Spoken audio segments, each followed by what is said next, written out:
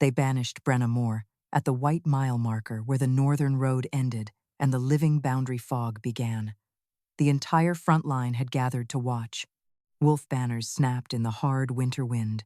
Spearmen stood shoulder to shoulder on the frost-dark ridge.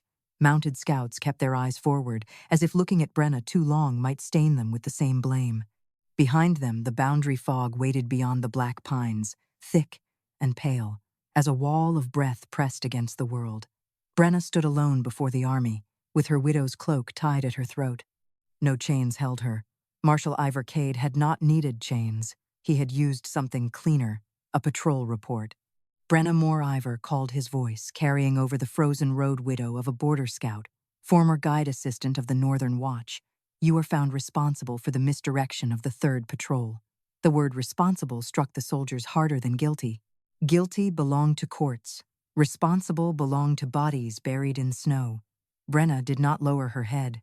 9 men had failed to return from the West Ravine. 3 were sons of ranking houses. 1 had been Ivor's own nephew. By dawn, the army needed an explanation that did not point upward.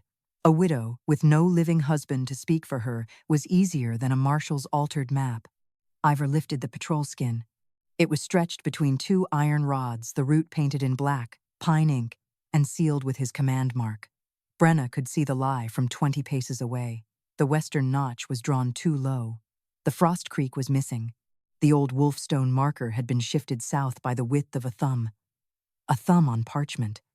A grave in snow. "That is not the map I marked," she said.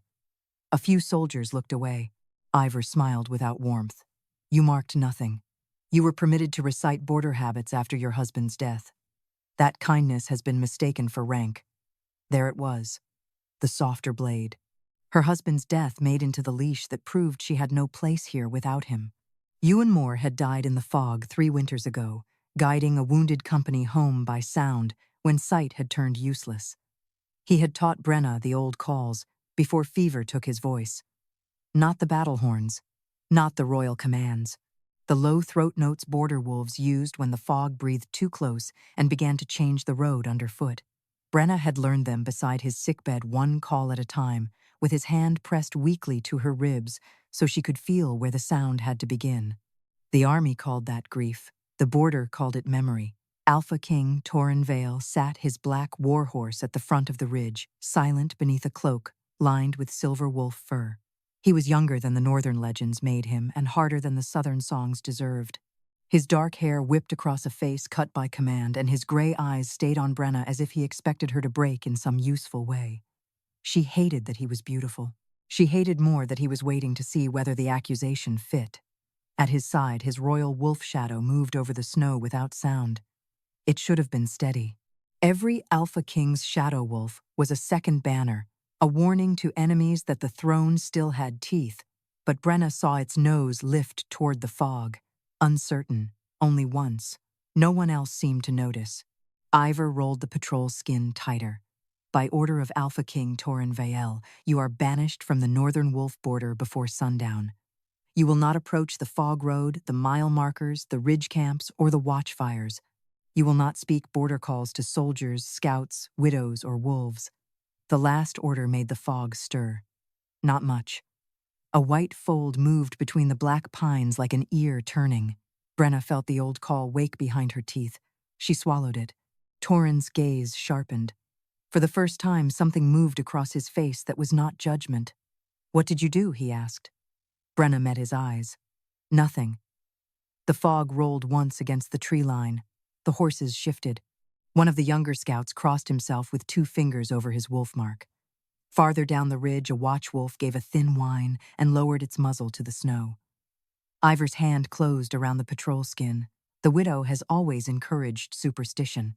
Brenna looked at him, then truly looked. At the careful stillness of his shoulders. At the way his thumb covered the western notch on the map.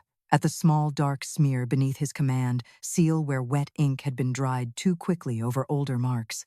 "You sent them through Cromere Cut," she said. Ivor's eyes changed, only for a breath. But Brenna saw it. So did Torren. The Alpha King's voice dropped. "Marshal." Ivor turned with perfect discipline. "Cromere was closed by fogfall, my king. The report confirms the patrol followed Widow's spur. The report lies, Brenna said. A murmur moved through the soldiers. Ivor faced her again. You are no Officer Brenna Mor. No, she said. I am the woman who told your West Riders not to take a road that hums underfoot. The fog pressed harder against the pines. This time every wolf heard it. A low sound trembled through the white wall. Not a howl, not wind. Something between a throat clearing and a name being remembered. Torren's horse stamped backward. The royal wolf shadow beside him went still. Brenna felt the call rise again, old and aching, shaped by Ewan's dying hand against her ribs. Do not answer, she told herself. If she answered, they would call it witchcraft. If she stayed silent, they would call it guilt. Ivor stepped close enough that only she and the front line could hear. Your husband should have kept his widow out of border work. Brenna's fingers curled inside her cloak. For one moment, grief nearly became violence. Then Torren's voice cut between them. Enough. Ivor stepped back at once. Torren looked from Brenna to the fog, then to the patrol skin in Ivor's fist. Suspicion had entered him, but not trust. Not yet. Men like him did not reach trust across a battlefield. They measured, doubted, and named hesitation wisdom. You will leave the border, he said to Brenna. The words struck colder because they were quieter than Ivor's. Brenna looked at him for a long moment. Then she untied the small bone whistle from her belt. The soldiers watched. Ivor watched hardest. The whistle had belonged to Ewan. It was carved from winter stag bone, worn smooth by years of use, and thumbed darker near the mouthpiece. It was not magic in any way the court would respect. It only remembered breath. Brenna placed it on the white mile marker. I will leave what belongs to the border, she said. Torren's eyes flickered to the whistle. Ivor's jaw tightened. Good, Brenna thought. Let him fear a dead man's tool. She turned away from the army before they could see her hands shake. Behind her, the fog whispered. Not loudly, not clearly enough for most. But Brenna heard the shape of it. 3 low notes. Ewan's first border call. She walked south without looking back. By dusk, the army's watchfires burned behind her like a row of fading stars. By moonrise, Alpha King Torren Vael led 3 companies north to prove that the border did not need a widow's grief to guide it. And before midnight, the living boundary fog closed around every soldier he had taken. Then from every direction at once, the white wall began to speak Brenna Mor's call. A spear vanished first. Not a man, not a horse. Just the iron point of a front-rank spear swallowed by white so cleanly that the soldier holding it stood for 3 breaths without understanding that half his weapon had disappeared. Then the rest of the shaft went after it. The soldier shouted and stumbled back. The line behind him broke by a single step, and that was all the living boundary fog needed. It closed. One moment, Alpha King Torren Vael could see the black pines, the ridge fires behind them, and 3 companies stretched in disciplined formation along the northern road. The next, the world narrowed to pale breath, wet fur iron, and the frightened heartbeat of too many wolves trying not to panic. Hold formation, Torren commanded. His voice carried, because kingship still knew how to cut through fear. The army stopped moving, but the road did not. Snow shifted beneath the horses' hooves. Pine shadows appeared where none had stood. The northern stars vanished overhead. Men turned in place, searching for the ridge they had left less than an hour ago, only to find white walls on every side. A scout dropped to one knee and brushed snow from the ground. My king, he said, voice tight, the road mark is gone. Marshal Ivor Cade rode up through the haze with his cloak rimmed in frost. Road marks sink under fog pressure. Keep north by the slope. Torren looked down. There was no slope. His royal wolf shadow stepped beside him, huge and black in the pallor muzzle lifted. It should have known north. The beast had carried his bloodline's war sense through blizzards, battle smoke, and moonless forest. It had found enemies through stone and kin through burial snow. Now it turned once. Then again, uncertain. Torren felt the weakness pass through his own ribs like a hidden blade. Not here, he thought, not before them. He closed one hand in the reins until the leather creaked. West Line report. No answer. West Line. A distant voice called back, muffled and wrong. Hear, my king. The sound came from the east. A ripple of fear moved through the soldiers. Ivor snapped. No one answers unless named. Fog throws voices. The fog did more than throw them. It tasted them. One by one, the white wall repeated sounds from the army. A horse's snort, a shield strap creaking, a young soldier whispering his mother's name. Each echo came back softer, stranger, as if the fog were trying on the shape of living things and finding most of them unworthy.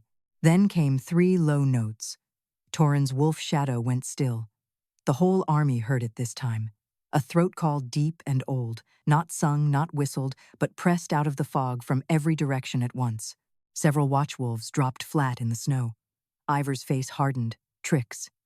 Torren turned slowly toward him. You know that call. No, my king. The answer came too fast. Torren let the silence stretch. Ivor corrected with a smaller bow of the head. I know border superstition. Widows and old scouts teach each other sounds and pretend the mist respects grief. The wolves respected it. They are animals in fog. Torren's gaze went to his royal shadow. The beast had lowered its head, not in worship, in listening. That was worse. Bring the marker whistle, Torren ordered. Ivor's eyes flickered. My king. The bone whistle the widow left at the white mile marker. We did not take it. Torren looked at him. Ivor's mouth tightened. It was a widow relic.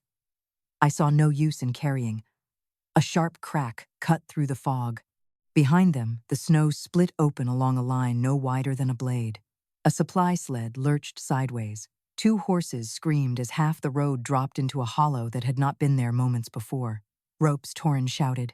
Soldiers lunged, wolves pulled. Men cursed and sank knee-deep into sudden powder. Torren dismounted and crossed the breaking road on foot, hauling one driver up by the collar before the sled tipped fully into the hidden cut. The fog breathed over his shoulder. Cold slid under his armor and touched the old wound beneath his breastbone, the place no blade had made and no healer had ever seen. His wolf shadow snarled, then staggered as if the fog had pressed a hand over its nose. Torren froze. For half a heartbeat he was no king. Only a man whose wolf could not find the edge of the world. My king, Ivor said. Torren straightened. Too quickly. Brenna Mor had seen the uncertainty earlier. He knew it now with sudden irritation. The widow had stood before an army blamed and banished, and still noticed what his own commanders missed, or hid. The low call came again. This time it was followed by a whisper. Not words exactly. A shape around a name. Mor. A soldier near the rear made the moon sign. It said Mor. No, Ivor snapped. It made a sound you wanted to hear. Another whisper curled from the left. Brenna. Torren's hand moved before he decided to move it. His fingers closed around the hilt at his side, not to draw but to keep himself from reaching for a certainty no longer present. Brenna Mor had been on this road since girlhood, first beside her husband, then alone after burying him. She had marked frost creeks before meltwater opened them. She had warned scouts which pine stands hummed before fogfall. She had told Ivor not to take Cromere Cut. The report lies. Her voice returned to him with more weight than any command shouted in the mist. Ivor rode closer. We can still push through. Fog thins before dawn. The white wall answered by moving nearer. Men shouted as the rear line vanished from sight. Torren heard hooves panic, then nothing but breath. He turned on Ivor. You said Cromere was closed. It was. You said the patrol followed Widow's spur. They did. Torren stepped closer. Then why does the fog know her name, and not yours? Ivor's face did not break. That was almost proof. My king, if you let soldiers believe a banished widow commands the boundary, you will lose more than tonight's road. You will lose rank discipline law. The fog whispered around them. Law? It sounded amused. Torren's wolf shadow raised its head at last, but not toward Ivor, toward the south, toward the road they could no longer see. Send 2 riders back, Torren said. Find Brenna Mor. Ivor's voice sharpened. To arrest her? Torren looked into the white. The fog waited. No, he said. To ask. The word did not sit easily in his mouth. Kings summoned. Kings ordered. Kings demanded. But the fog had trapped his army, his wolf had lost north, and the woman he had banished had left with the only call the boundary would answer. Ivor bowed. As you command. He turned his horse, but Torren saw the marshal's hand move beneath his cloak. A small gesture. Too small for soldiers. Not for someone watching him now. The fog shifted behind Ivor, and for an instant, the white wall thinned enough to reveal 2 rider shadows moving south. Then it closed around them. A moment later, the same two riders stumbled out of the fog from the North horses, wild-eyed faces bloodless. One of them clutched something in his shaking hand. Not a weapon, not a message. The bone whistle. Ewan Mor's whistle left at the mile marker now rhymed in frost and threaded with white mist. The rider held it out to Torren. "My king," he whispered. The fog gave it back. Torren took the whistle. The moment it touched his palm, the fog spoke in Brenna Mor's voice. Not loudly, not kindly. "Bring the map." Brenna burned her border boots before dawn. Not because she wished to leave the north behind, because the leather still held the smell of watchfires, frozen pine sap, and the long road where men had taken her warnings and left her name in the snow to be blamed. If she carried that smell south, she feared some weaker part of her would turn back before pride could stop it. The boots smoked badly in the little stone hollow below Harrow Fen. She had found shelter there after moonrise, where an old shepherd's ruin leaned against the hillside and the wind came through broken mortar in thin silver knives. She had not slept. Every time she closed her eyes, she saw the patrol map in Ivor's hand, the western notch drawn wrong, the Frost Creek erased Cromere, cut hidden under clean command ink, 9 men dead, her name used as burial cloth. Brenna fed the last strip of leather into the fire and watched it curl. Then every coal went white. She stood at once. Outside the ruin, the morning mist had come too far south. Mist was not unusual in Harrow Fen, but this was not fen mist.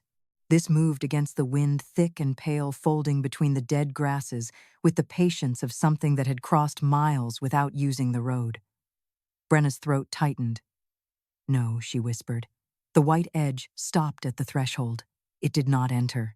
Living boundary fog respected old thresholds when it chose to. That was one of the first things Ewan had taught her. Never trust it because it pauses. A wolf pauses before it bites. The mist thickened. A horse appeared inside it first, then a second. Their heads were low nostrils rimed with frost. Behind them came 4 soldiers, 1 wounded scout, Marshal Ivor Cade and Alpha King Torren Vael, walking on foot with Ewan's bone whistle in his hand. Brenna looked at the whistle before she looked at the king. Something in her chest pulled hard. Torren saw it. He closed his fingers around the bone as if he had touched grief by accident. "Brenna Mor," he said. "Do not soften my name now." The soldiers behind him shifted. Ivor's mouth tightened, but Torren did not rebuke her.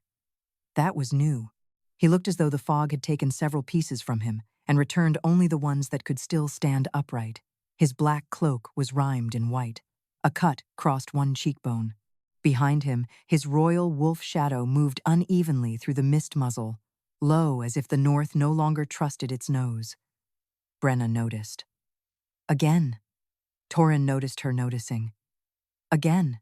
For one breath, neither spoke. Then he held out the whistle. "The fog returned this. It belonged to my husband." "I know." "No," Brenna said. "You know his name was useful in a report. That is not the same thing." The wound landed. Torren accepted it without flinching, which made her angrier than if he had defended himself. "I need you to guide my army out," he said. There it was. Need, not apology. Need had brought kings farther than remorse ever would. Brenna stepped over the line of ash where her boots had burned. "You banished the guide before the storm." The wounded scout lowered his head. Ivor said, "The king offers you a chance to repair what your negligence endangered." The fog behind him pressed forward so quickly, 2 soldiers stumbled. Brenna did not move. Torren turned his head slightly. Marshal, Ivor fell silent, but silence did not cleanse him. Brenna looked at the king. "Where is the map?" Torren's eyes sharpened. Ivor answered before him. "The patrol skin is an official command record. I asked where it is. The air grew colder. The fog liked exact questions." Torren glanced back. One soldier unstrapped the leather tube from his saddle and brought it forward with both hands. Ivor's fingers twitched once, almost too small to see. Brenna saw. Torren did too. "Good." The soldier gave the tube to Torren. The Alpha King did not open it. He held it out to Brenna. She did not take it. "Not here," she said. Ivor gave a dry laugh. "You want ceremony now? I want witnesses." "You had witnesses when you were banished?" "Yes," Brenna said, and none of them saw the map. The fog stilled. Even the horses stopped breathing loudly. Torren studied her. "What are your terms?" Ivor's face hardened at the word. Brenna felt the danger of it. Men of rank hated terms, from women they had already punished. Especially widows. Especially border widows who were meant to be grateful for rations and quiet corners near watchfires. But grief had burned softer parts out of her. "My first term," she said. "The patrol map is red in front of the trapped army." Ivor stepped forward. "Impossible. The army is inside a killing fog. And yet, you want me to open it." Torren's gaze did not leave her. "Continue." "My second term, every man hears where the western notch was moved." A muscle jumped in Ivor's jaw. "My third no-call leaves my throat until Ivor's report is laid beside the old boundary marks." Ivor said, "She is delaying while soldiers freeze." Brenna turned on him at last. "You sent them freezing." His eyes flashed. "There. Not enough for soldiers. Enough for fog." A low white ripple passed behind him. Torren's wolf shadow lifted its head and growled. Brenna heard the old call rise inside her ribs, not to open the fog, but to warn it away from the wounded scout whose lips had gone blue. She bit the sound back until it hurt. Torren watched her mouth. "What did you stop yourself from doing?" he asked. "Saving one man, while the lie remains whole." The answer struck him harder than she expected. His eyes moved to the scout, then to Ivor, then to the wall of fog that had followed them south like judgment. "If he dies while we speak?" Torren asked quietly. Brenna looked at the scout. He was young, too young for the northern line. Frost had glazed his lashes, and one hand clutched a torn strap as if it were a prayer. Her anger did not make her cruel. That was the worst of it. She stepped forward, put 2 fingers below the scout's ear, and gave a low hum under her breath. Not the border call. A smaller thing. A widow's warming note Ewan had used for pups, wounded men, and half-frozen watchwolves. The scout gasped as warmth returned to his lips. His shoulders sagged. The fog did not open, but it retreated 1 handspan. Every soldier saw it. Ivor's face changed. Torren's did not, but something in his eyes became dangerous in a new way. Not toward her. For her? Brenna stepped back before that could mean anything. "I will not let men die to prove I am right," she said. "But I will not let men live by keeping me erased." Torren bowed his head once. Not deeply. "Enough for the soldiers to see. Then the map will be read." Ivor's voice went sharp. "My king." Torren turned. The fog behind him grew taller, forming a pale ridge above his shoulders. For an instant, Brenna saw the shape inside it, a wolf larger than any living beast head, lowered ears forward, listening for the truth. Torren spoke without raising his voice. "You told me the widow's knowledge was grief. The fog crossed 3 miles to return her husband's whistle. I am finished, mistaking your confidence for fact."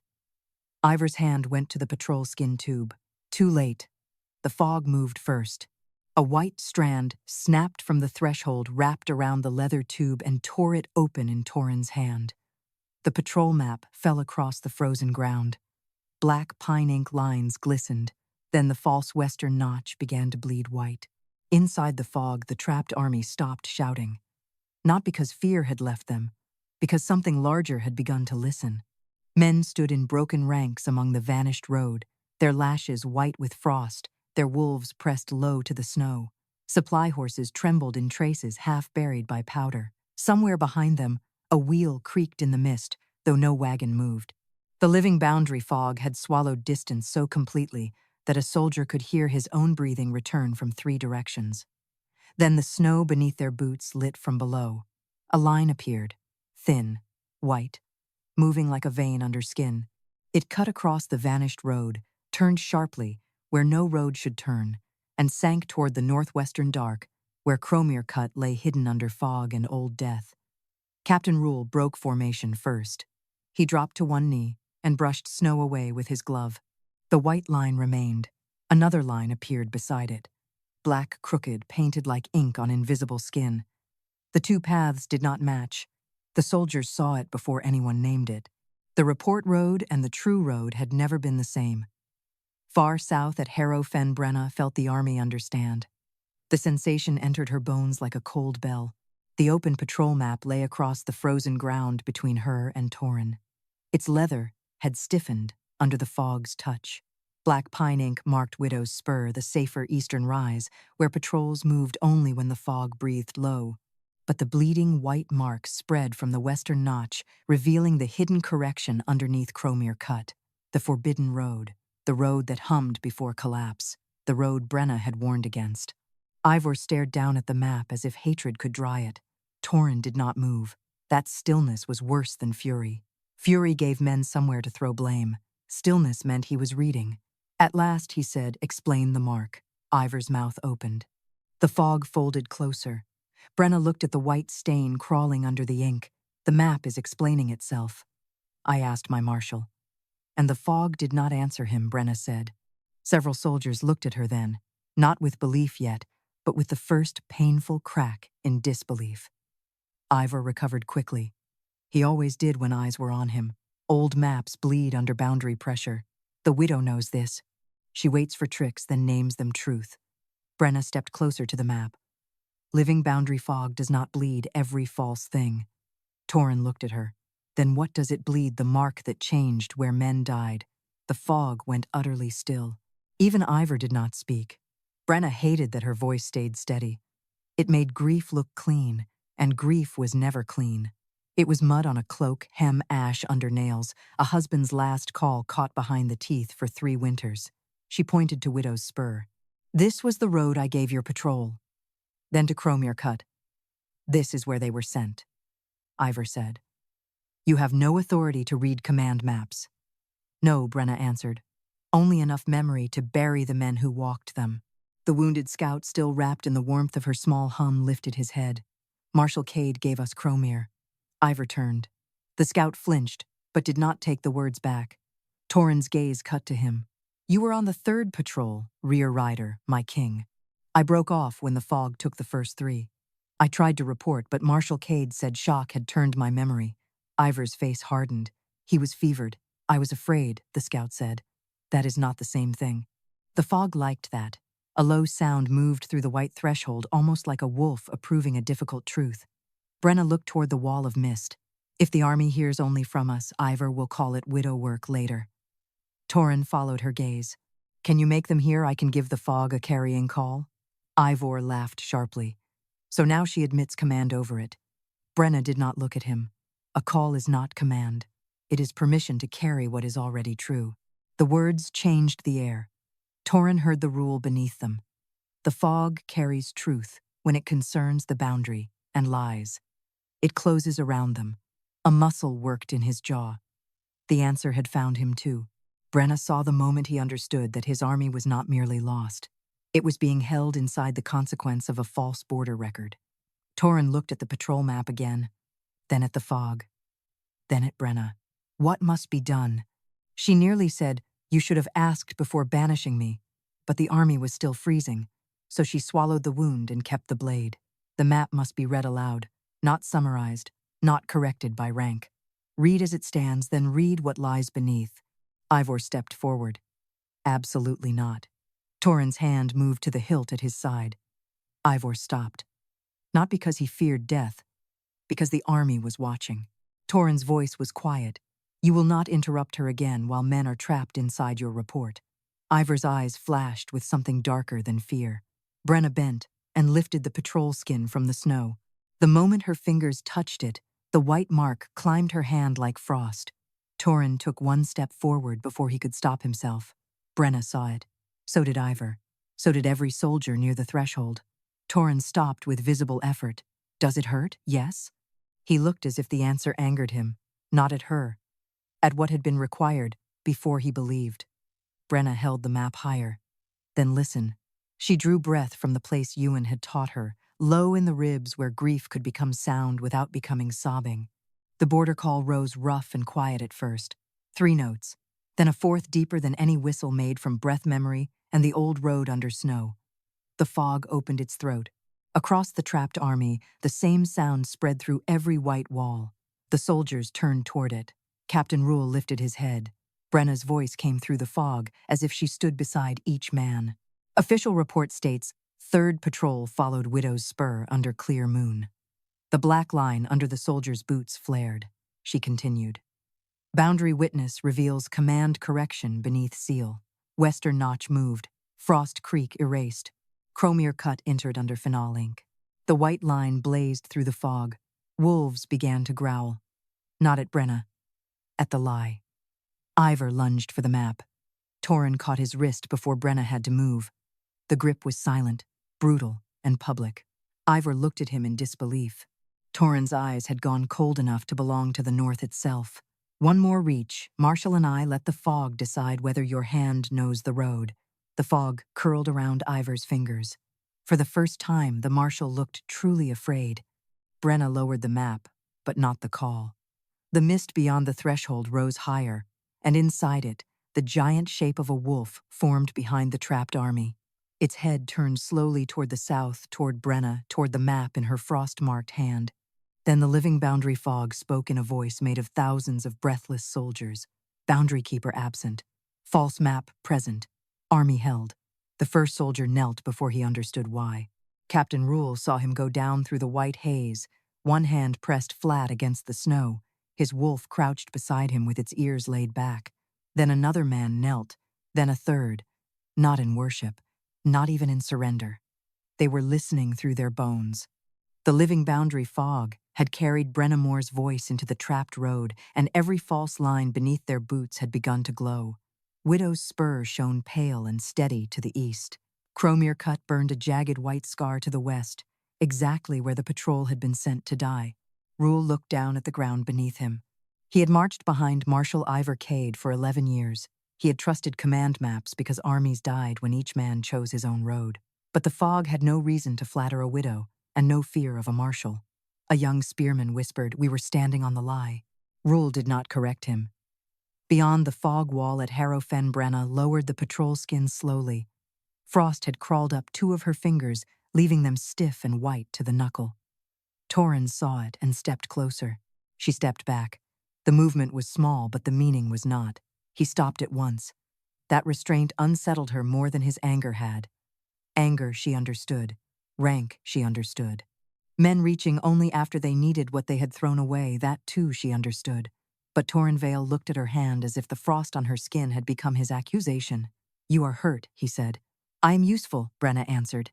"You trained yourself to see the difference only when the fog forced you." His face tightened. Ivor recovered enough to speak. "This display has gone far enough. The army heard a map dispute. Now command must resume." The fog hissed along the threshold. Brenna looked toward it. "The army heard where the dead were sent." Ivor's eyes flashed. "You do not speak for the dead. My husband taught me the calls that brought dead men home when your officers lost their horns in whiteout. You were his wife. I was his memory after fever took his voice." The words left her harsher than she meant them to. The bone whistle in Torren's hand answered with a faint tremor, as if Ewan Moore's last breath still lived inside it and disliked hearing itself handled by kings. Torren opened his fingers and offered the whistle back. Brenna stared at it. For 3 winters she had carried that whistle because she could not carry the man. Laying it on the mile marker had been the hardest obedience she had ever given to pride. Now the king held it out without ceremony, not returning a relic, returning a right. She took it. Their fingers did not touch. Still, the royal wolf shadow behind Torren lifted its head as if some old northern sense had briefly found a landmark, Ivor noticed. Brenna wished he had not. Torren turned to her. "How do I free them?" Brenna tucked the whistle beneath her cloak. "You do not." His eyes darkened. She continued, before command could rise in him. "The fog is not a gate. It is a boundary memory. It does not open because a king wants his army back. What does it want?" Brenna looked at the patrol map. "Corrected witness. We read the map." "No, I read it. The wounded scout named what he saw. You believed enough to stay your marshal's hand. That is not yet the army's witness." Torren glanced toward the fog. They heard. Hearing is not the same as standing behind the truth when rank punishes it. The answer struck the soldiers near them into silence. Ivor gave a slow, cold smile. How convenient. The widow demands public submission before saving lives. The old trap. If she asked for record, she was proud. If she asked for witness, she was vengeful. If she opened the fog without either, the lie would walk out alive beside the army and wear command again by morning. Brenna's injured fingers curled around the patrol skin. Torren watched her hand close. "What is required?" he asked. This time the question carried no impatience. The fog leaned nearer to hear her answer. The army must repeat the true road, Brenna said. Officer by officer, line by line. They must name Cromere Cut as the path given under Ivor's seal. They must name Widow's Spur as the path I marked. And they must name the border keeper absent because she was banished. Ivor stepped forward. You are asking the king's army to kneel to you. No, Brenna said. I am asking them not to walk out under the same lie that walked them in. Torren looked into the fog. Inside it, Captain Rule seemed to hear. His voice came back thin but clear. Captain Rule of the 2nd Northern Company witnesses Cromere cut beneath the command correction. The fog shuddered. Brenna's breath caught. Another voice followed. Sergeant Hale witnesses Widow's Spur as the safer road marked east. Then another, then more. The trapped army began to speak from inside the white wall, not in perfect order, not with ceremony, but with the rough honesty of men standing on ground that had nearly killed them. Each witness made the fog loosen by a handspan. Ivor's face changed from anger to calculation. That frightened Brenna Mor. He was not cornered yet. Cornered men lashed. Calculating men reached for a second knife. Torren heard the voices, and with each one something in him seemed to settle into shame rather than hide from it. And I, he asked. Brenna did not soften the answer. You name the seal you trusted. His jaw tightened. The soldiers around them went utterly still. An Alpha King could punish a false report without admitting why it had succeeded. He could condemn Ivor and remain untouched above the damage. That would save command. It would not satisfy the fog. Torren lowered his gaze to the map. I, Torren Vael, Alpha King of the Northern Pax, witnessed the patrol report under Marshal Ivorcade's seal and accepted it without hearing Brenna Mor's warning. The fog went quiet. Not closed. Listening. Brenna felt the next words before he spoke them. I banished the guide before reading the road. Her throat tightened against her will. The white wall moved back 3 paces. Inside the fog, men shouted not in panic this time, but in hope. Shapes appeared where no shapes had been. Spear points, horse heads, the torn edge of a banner. Then Ivor drew his knife. Not at Torren. At the patrol map. Brenna moved first.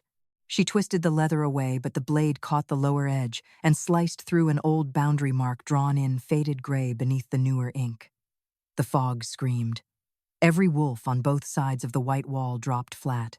Torren seized Ivor by the throat and slammed him against the stone threshold hard enough to crack frost from the ruined wall. What did you cut? He snarled. Brenna did not answer. She could not. The torn boundary mark bled not white but black. The living boundary fog recoiled from it. Beyond the opening far in the north, something howled that did not belong to Torren's army. Ivor smiled with blood on his teeth. There, he whispered. Now the winterpacks know where to enter. Black frost spread from the torn mark. It did not crawl across the patrol skin like ink.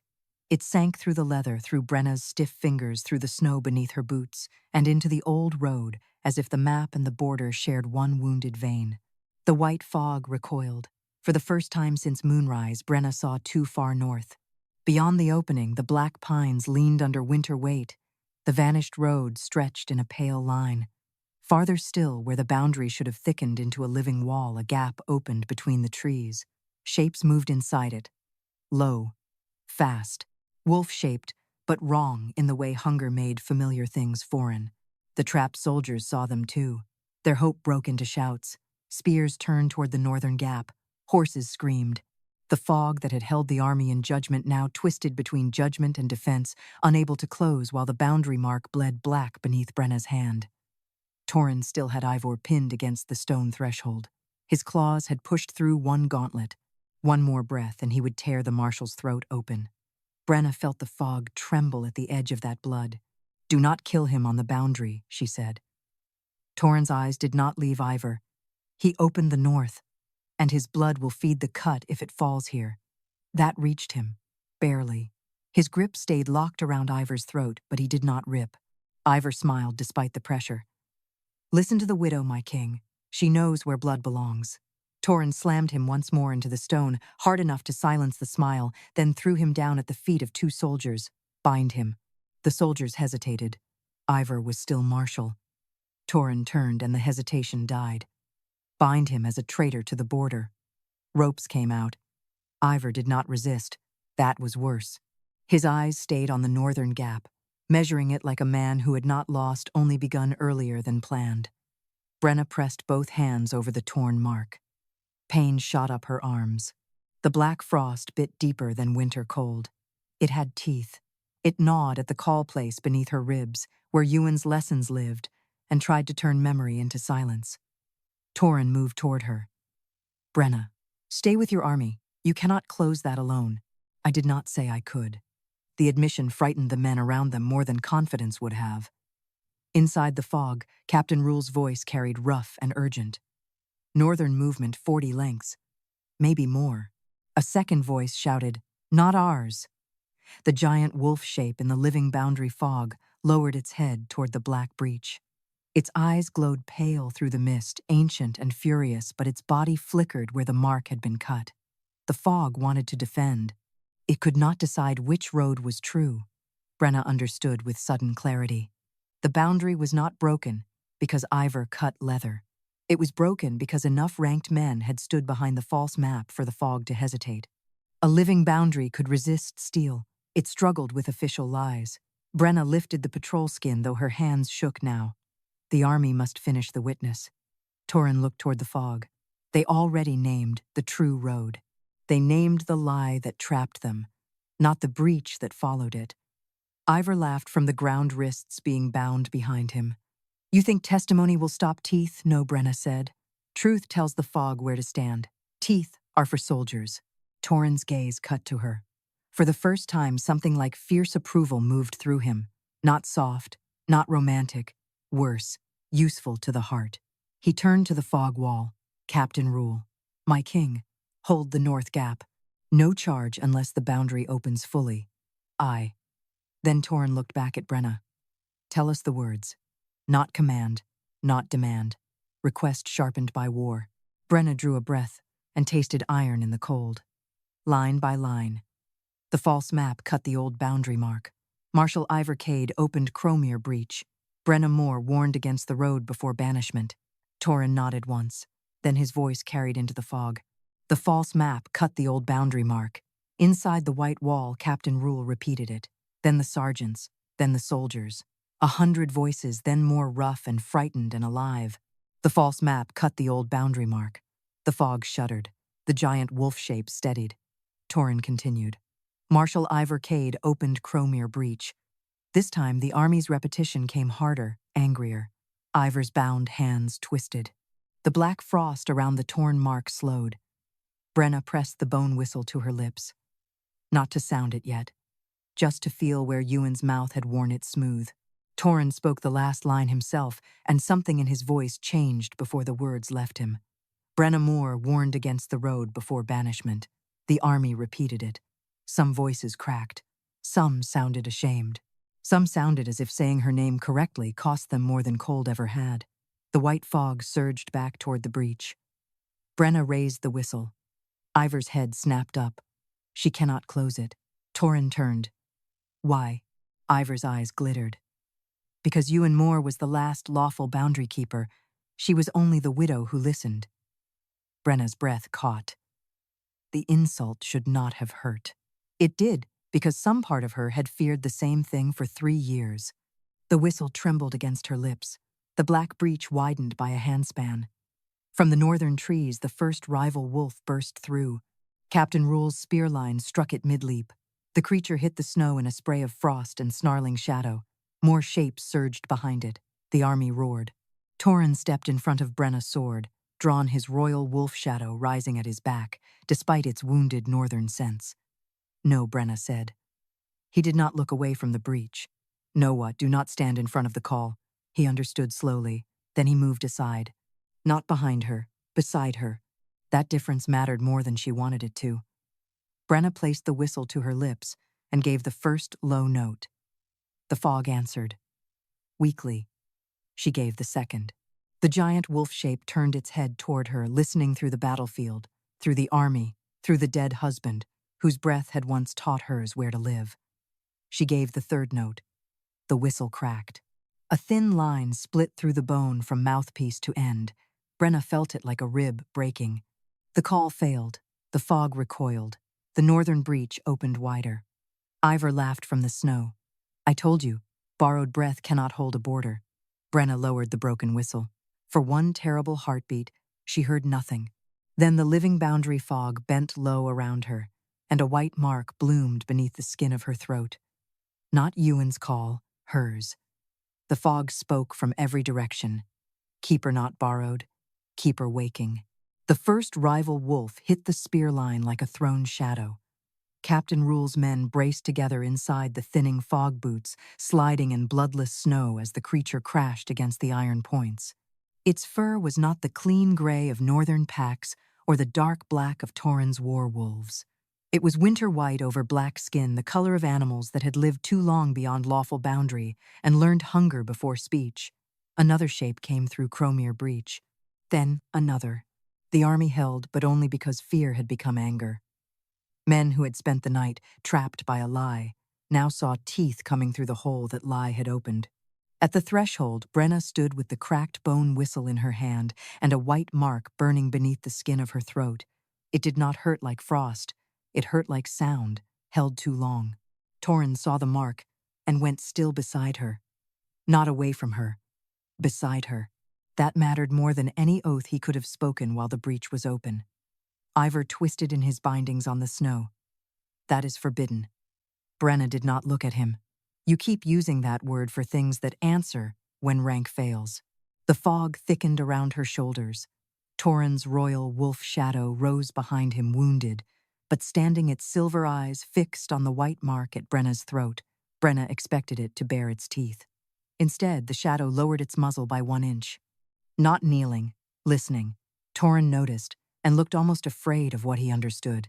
Brenna, he said quietly, what are you? She wanted to say widow, guide, blamed woman, the one you threw south before the storm? But the fog was pressed against her skin, waiting for honesty deeper than hurt. I do not know yet, she said. The answer should have weakened her. It did not. The living boundary fog answered with a low white pulse, and the giant wolf shape inside it stepped closer to the breach.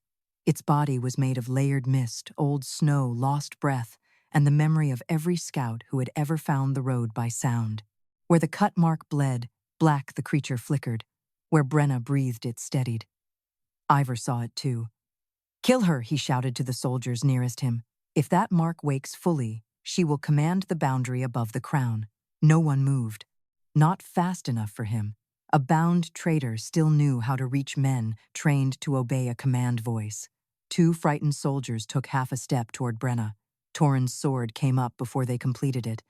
The next man who mistakes Ivor's panic for law answers to me. The soldiers froze. Brenna did not thank him. She could not afford gratitude while the north was breaking open. Inside the fog, Captain Rule shouted, second wave. The rival wolves came lower this time, slipping beneath spear points with terrible intelligence. One reached a young soldier's shield and nearly tore him down. Torren moved at once, crossing the threshold with a speed that made his cloak snap like a banner.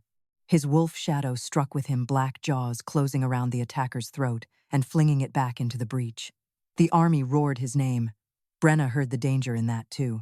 If Torren became the only answer again, the fog would shrink behind him and the boundary would forget the witness they had just built.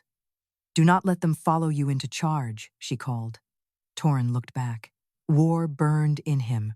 Instinct, pride, the need of an Alpha King to turn threat into a path cut by his own body. But he stopped. He looked at his army. Hold line. Do not cross the breach. Captain Rule repeated the order. That saved them. The fog surged forward, pleased by restraint where command expected violence. Brenna lifted the cracked whistle again, but she knew before it touched her mouth that bone would not carry the call now. The whistle had been Ewan's tool. The boundary had accepted it, while she still believed herself only his echo. Now the mark beneath her throat burned with a harsher mercy. Use your own breath. Her hand lowered. Ivor saw the motion and smiled. She cannot. She never could. Ewan Mor pitied her enough to teach sounds not law. A wife may memorize a call. She cannot become the border. The words entered Brenna deeper than she wanted, because once in the small hours after Ewan died, she had thought the same. She had sat beside his empty bed with his whistle in her lap and wondered whether every sound he had taught her was only a widow's keepsake pretending to be use. The fog wrapped around her ears. Then it showed her a memory. Not to everyone, only to her. Ewan in the last week of fever, thinner than a man should be and still breathing like the north had lodged in his ribs. His hand at her throat this time, not her ribs. His thumb resting over the place where the mark now burned. "If it answers you without me," he had whispered, "do not give the sound back." She had thought grief twisted the words. She had thought he meant the whistle. He had meant the boundary. Brenna's eyes stung from cold and memory. She looked at Ivor across the snow. "You knew," she said. The marshal's smile faded. Torren, still at the spear line, turned. Knew what Brenna touched the mark at her throat. "Ewan did not teach me because I was his widow. He taught me because the fog answered me before he died." The living boundary fog shook so violently that snow fell from the black pines beyond the breach. The giant wolf shape opened its mouth. No sound came out. It waited for hers. Ivor lunged against the ropes.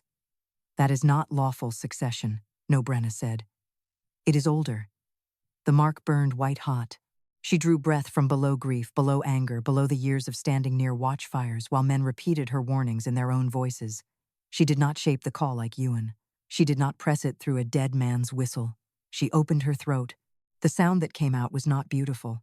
It was low, rough, and wild enough that every wolf on the field turned its head. The fog answered as if a locked gate had found its hinge. White walls folded inward from both sides of Cromere Breach. The giant wolf shape lunged not at the rival pack, but at the black wound in the boundary mark.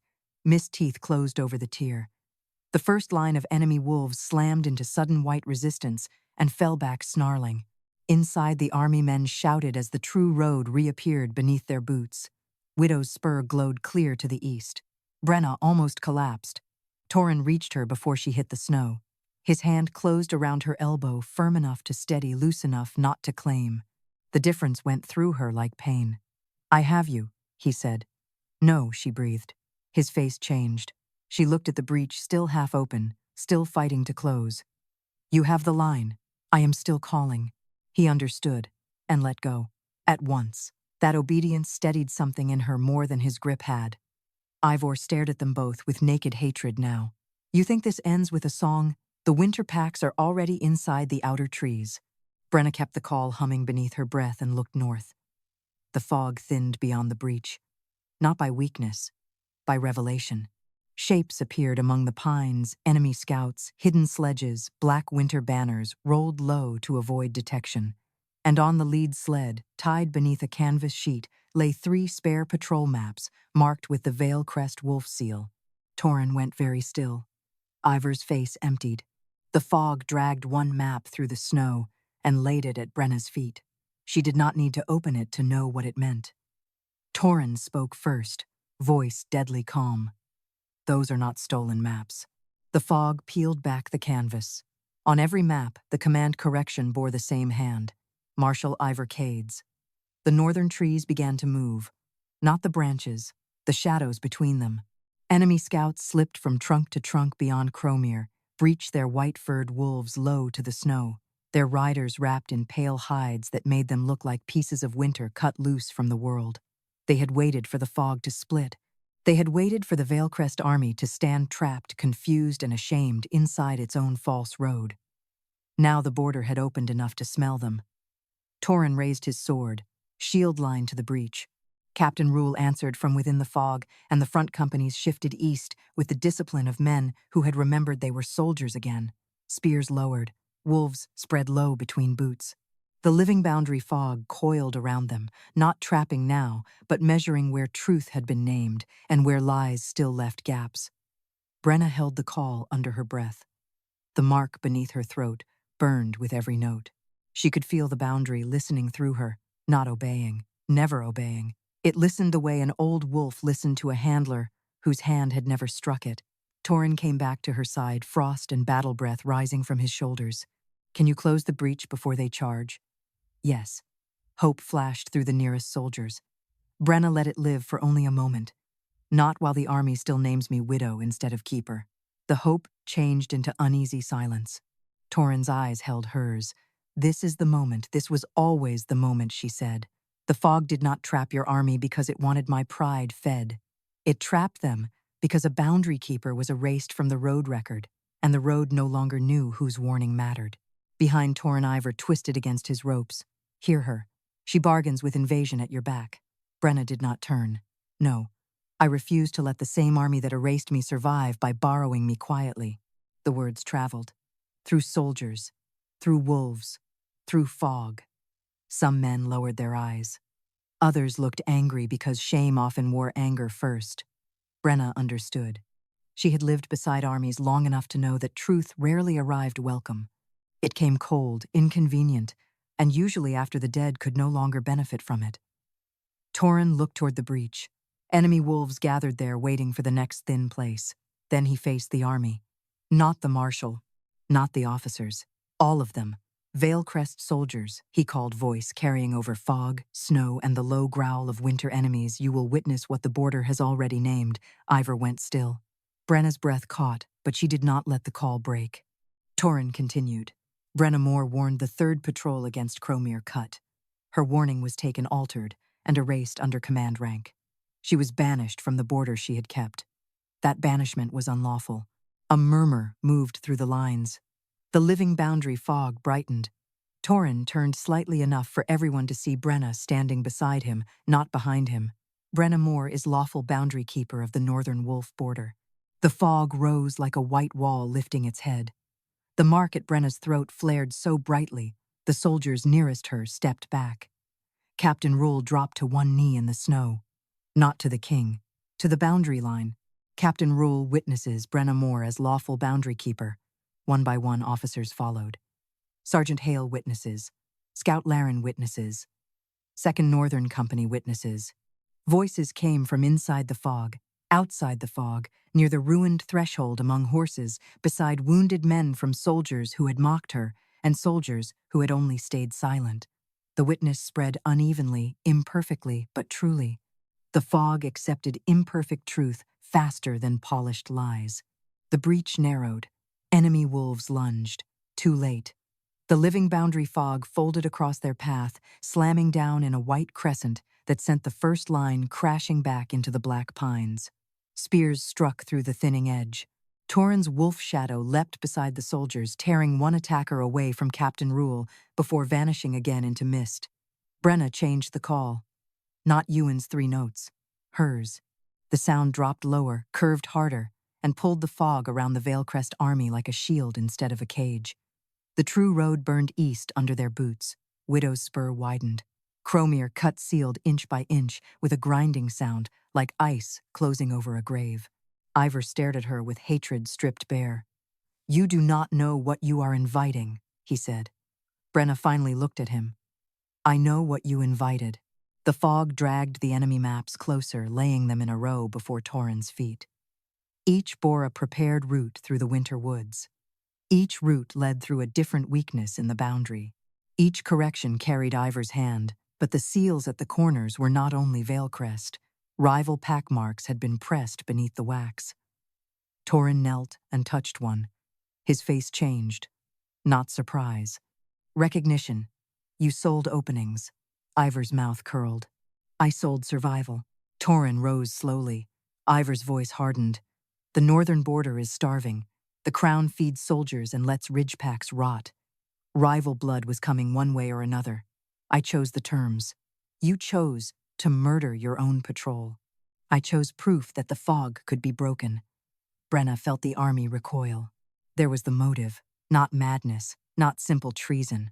A commander who believed the border should belong to men with maps, not living fog, not old calls, not widows, who remembered roads better than officers.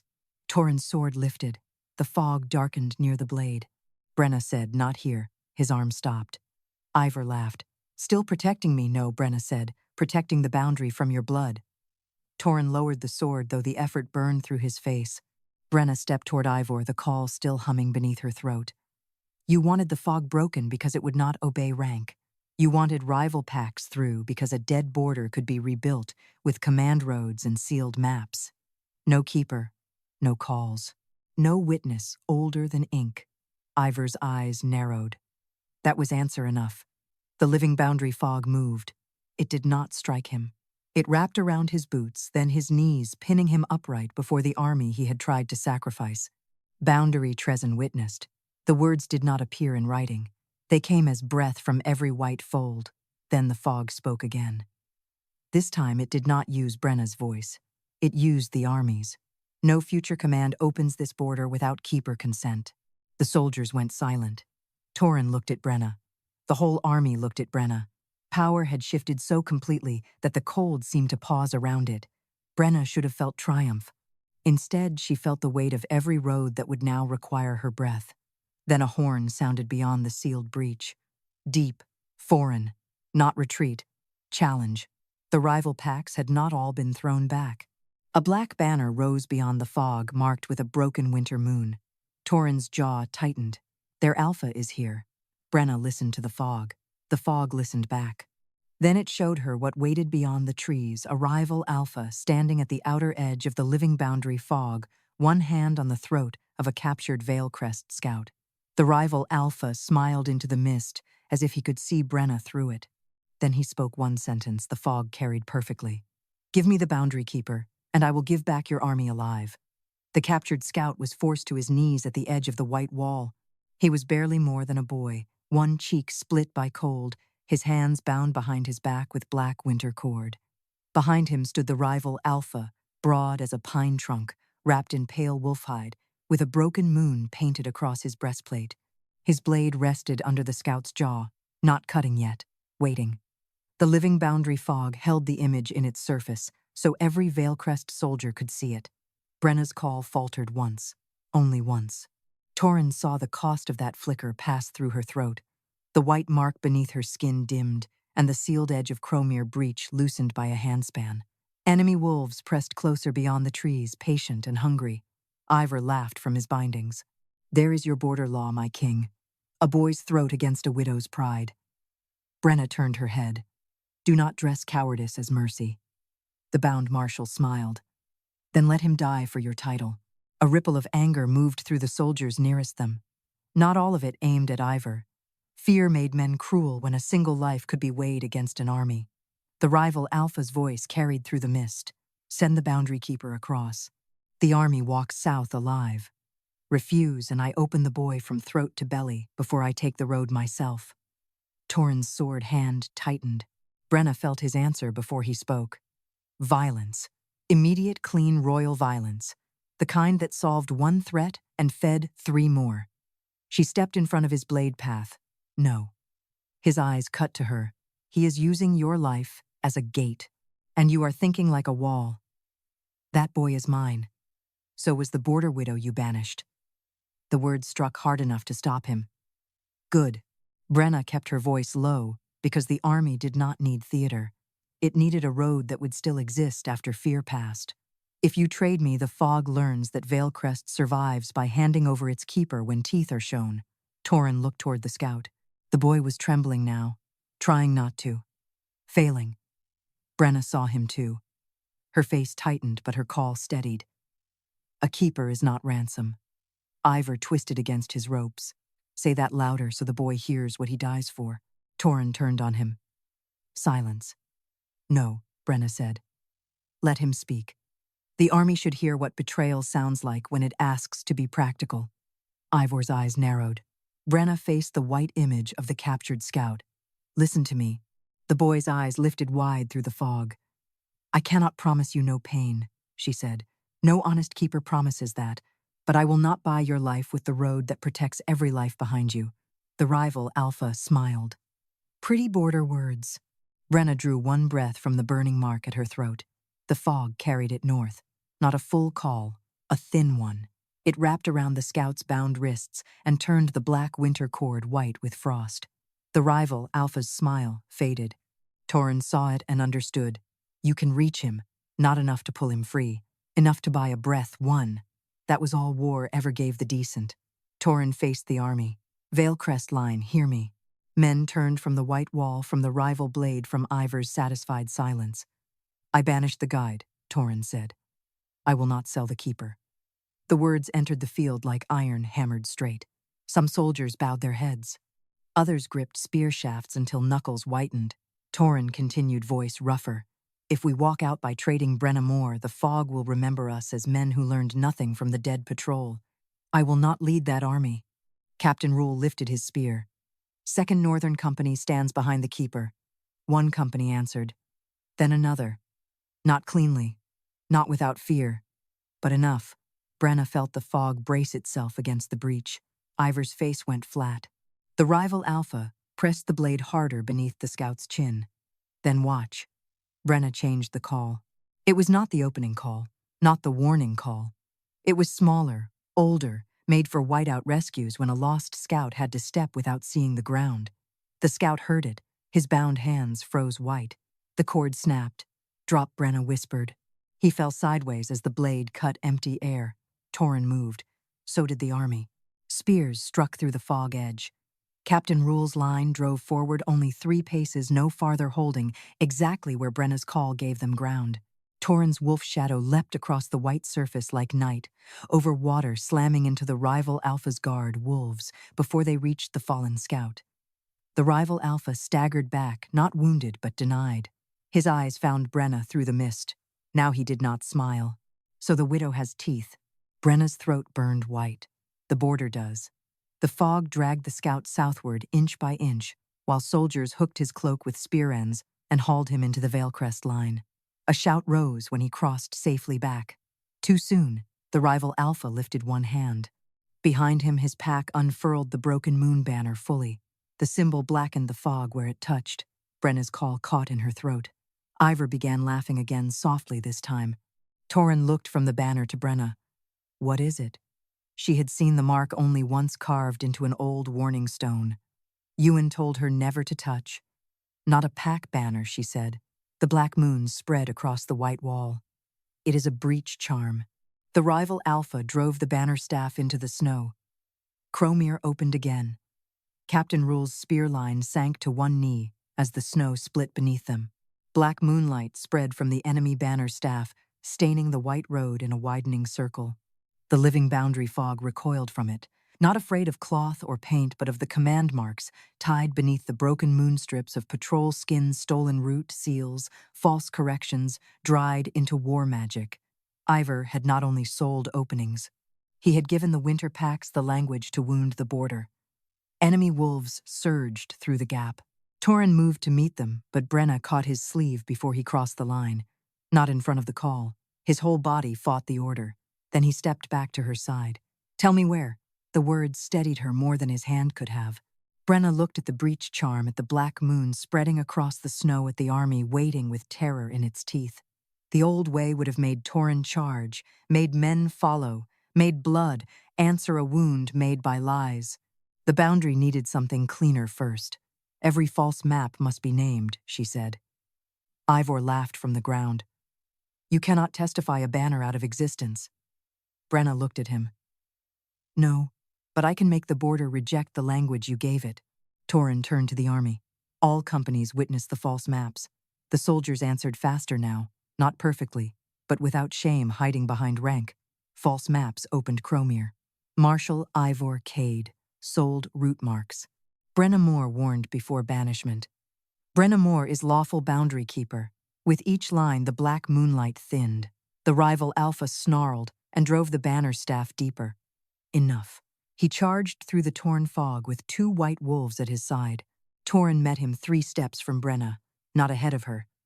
Beside the call, steel struck steel in a flash of silver and black.